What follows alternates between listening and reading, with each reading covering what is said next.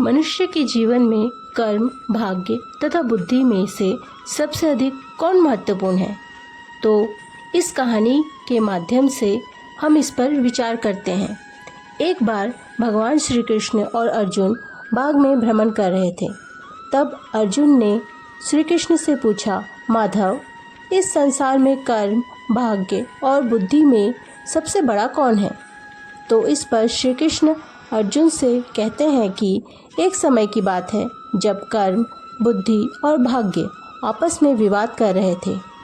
तब कर्म ने अपने आप को महान कहा तथा भाग्य कहते हैं कि नहीं, मैं महान हूँ, और बुद्धि कहते हैं कि नहीं, मैं महान हूँ। ये आपस में विवाद कर ही रहे थे। तब नारद मुनि इन तीनों को ही लड़ते देखा और बोले, तुम तीनों आपस में लड़ाई क्यों कर रहे हो? तब ये तीनों कर्म, भाग्य तथा बुद्धि ने कहा, नारद मुनि, आप तो तीनों लोग को जानने वाले हैं। आप ही इस समस्या का समाधान करें कि हम तीनों में से कौन महान है। तब नारद मुनि फिर तीनों से कहते हैं, तुम तीनों पृथ्वी लोक में जाओ तथा किसी एक साधारण मनुष्य के पास जाकर 5-5 दिन व्यतीत करो। जिसके द्वारा उस मनुष्य की उन्नति होगी वही महान होगा। यह कहकर नारद मुनि वहाँ से चले जाते हैं। तब कर्म, बुद्धि और भाग्य पृथ्वी लोक में आ जाते हैं और वहाँ आकर एक लकड़ी काटने वाले को देखते हैं, और वह लकड़ी काटने वाले बहुत ही दरिद्र था। उसे देख कर्म, बुद्धि और भाग्य आपस में कहने लगे, हम तीनों इस लकड़हारे के शरीर में प्रवेश करेंगे और 5-5 दिन इस व्यक्ति के शरीर में व्यतीत करेंगे। इसके पश्चात इस लकड़हारे को जो भी धनवान बना देगा वही महान होगा। हम देखेंगे कि किसके द्वारा उस व्यक्ति की उन्नति अधिक हो पाई है, वही हम तीनों में से महान होगा। तब सभी इस बात पर सहमत हो जाते हैं। तब कर्म कहते हैं कि सबसे पहले मैं जाता हूँ तथा इस व्यक्ति को उन्नति करके दिखाता हूँ। तब कर्म उस व्यक्ति के शरीर में प्रवेश करते हैं। कर्म के प्रवेश करते ही वो लकड़हारा दुगनी क्षमता से लकड़ियाँ काटना शुरू कर देता है, जिसके परिणाम स्वरूप अन्य दिनों की अपेक्षा वह अधिक लकड़ियाँ काटता है, जिससे वह अत्यधिक प्रसन्न हो जाता है और कहने लगा, अरे वाह, मैंने अन्य दिनों की अपेक्षा आज दुगनी लकड़ियाँ काटा है। किंतु वह इन लकड़ियों को बाजार नहीं ले जा सका, क्योंकि वह इतनी लकड़ियों को उठा नहीं सकता। अतः वह उतनी ही लकड़ियाँ बाजार ले जाता है जितने वह प्रतिदिन ले जाता था।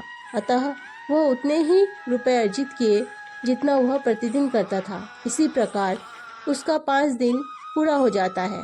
दुगनी लकड़ियाँ काटता, परंतु वह उतनी ही लकड़ियाँ बाजार में बेचता जितनी वो उठा सकता था। इसी प्रकार 5 दिन समाप्त हो गया। तब भाग्य कहते हैं कि कर्म, तुम इसे धनवान नहीं बना पाए, अब देखना मैं इस व्यक्ति को कैसे धनवान बनाता हूँ।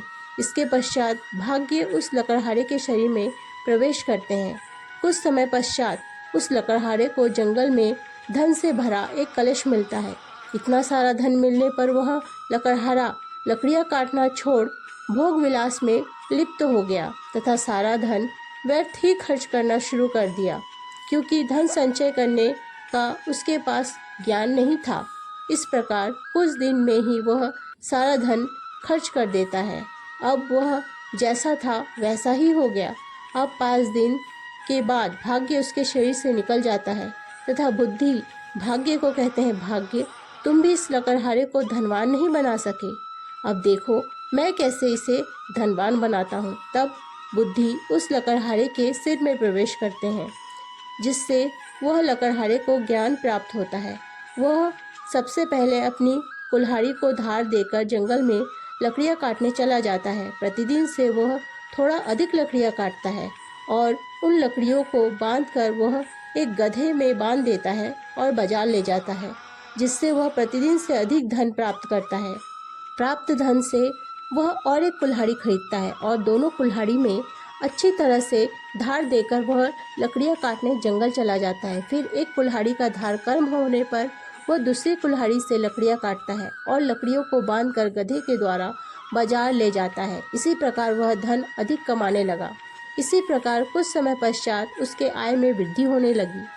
लकड़हारे में बुद्धि रहने से वह धन को व्यर्थ खर्च नहीं करता और धन का सही उपयोग कर उसकी दरिद्रता धीरे धीरे समाप्त होने लगी। इस प्रकार 5 दिन बीत गए। बुद्धि का समय समाप्त होने के पश्चात वह तीनों कर्म, भाग्य और बुद्धि आपस में बातचीत करने लगे।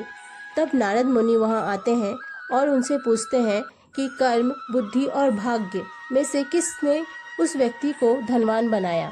तब कर्म, भाग्य और बुद्धि उनसे कहते हैं, नारद मुनि, बुद्धि ही महान है, क्योंकि जहाँ ज्ञान होता है वहाँ कर्म, भाग्य स्वयं ही चले जाते हैं। इस प्रकार श्री कृष्ण ने अर्जुन को कर्म, भाग्य और बुद्धि के विषय में ज्ञान दिया। इस वीडियो पसंद आए तो इसे लाइक करें और कमेंट में जय श्री कृष्ण लिखें। आपका दिन शुभ हो। धन्यवाद।